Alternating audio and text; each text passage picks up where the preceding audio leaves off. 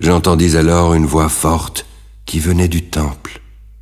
Elle disait aux 7 anges: « Allez et versez sur la terre les 7 coupes de la colère de Dieu !»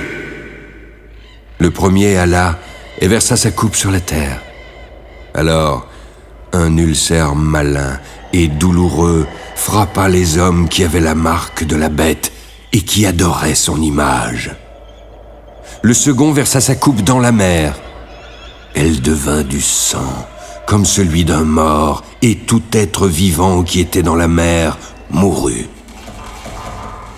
Le troisième versa sa coupe dans les fleuves et dans les sources d'eau qui devinrent du sang. J'entendis l'ange des eaux qui disait: « Tu es juste, toi qui es et qui étais. Tu es saint parce que tu as exercé ce jugement. Ils ont versé le sang des saints et des prophètes, et tu leur as donné du sang à boire. Ils en sont dignes. » J'entendis l'autel qui disait: « Oui, Seigneur Dieu Tout-Puissant, tes jugements sont véritables et justes. » Le quatrième versa sa coupe sur le soleil. Il lui fut donné de brûler les hommes par le feu. Les hommes furent brûlés par une grande chaleur et blasphémèrent le nom du Dieu qui a l'autorité sur ces fléaux. Mais ils ne se repentirent pas pour lui donner gloire. Le cinquième versa sa coupe sur le trône de la bête. Son royaume fut couvert de ténèbres, et les hommes se mordaient la langue de douleur. Ils blasphémèrent le Dieu du ciel à cause de leurs douleurs et de leurs ulcères, mais ils ne se repentirent pas de leurs œuvres. Le sixième versa sa coupe sur le grand fleuve, l'Euphrate. Son eau tarit, afin que le chemin des rois venant de l'Orient fût préparé.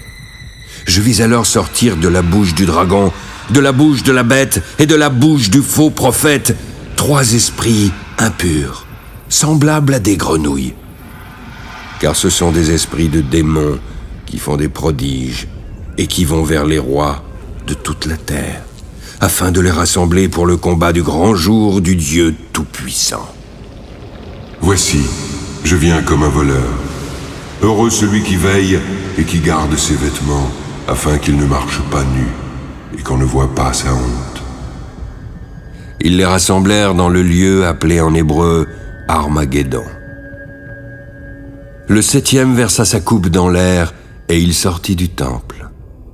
Du trône, une voix forte qui disait: « C'en est fait !» Puis il y eut des éclairs, des voix, des tonnerres et un grand tremblement de terre. Il n'y avait jamais eu un aussi grand tremblement depuis que l'homme est sur la terre. La grande ville fut divisée en 3 parties et les villes des nations tombèrent.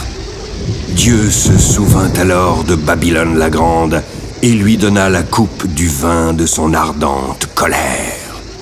Toutes les îles s'enfuirent et les montagnes ne furent pas retrouvées.